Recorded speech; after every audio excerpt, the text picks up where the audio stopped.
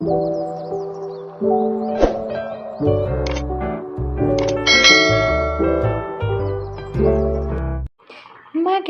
buhay!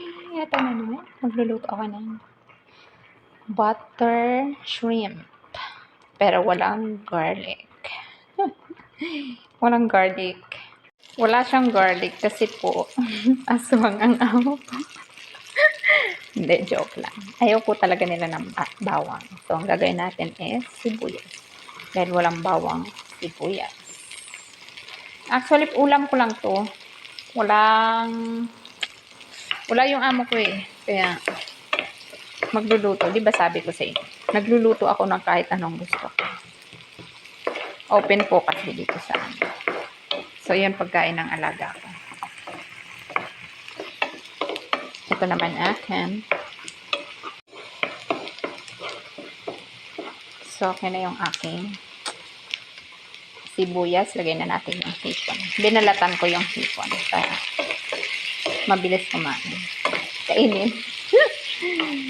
Ito, tingnan nyo. Konti lang kasi siyempre akin lang. Konti lang. Kasi ito lang naman kaya kong kainin. Diba?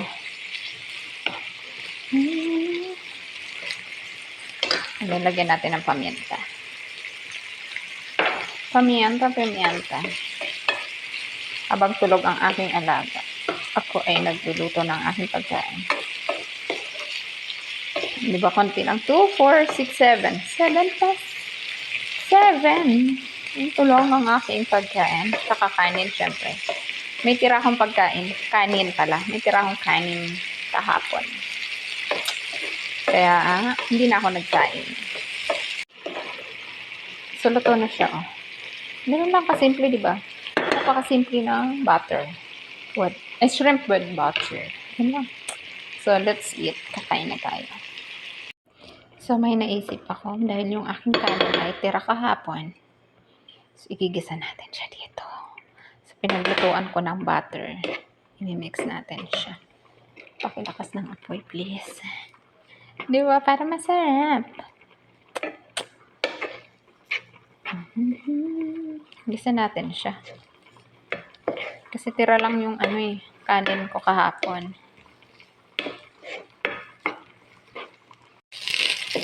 Diba? Nagkalasa pa yung aking kanin. So, pwede na to. Kakain na ako. Ito na. Kain na tayo. Let's eat, guys. Let's eat. Ayan. Dahil may gamot na namang nag-aantay sa akin.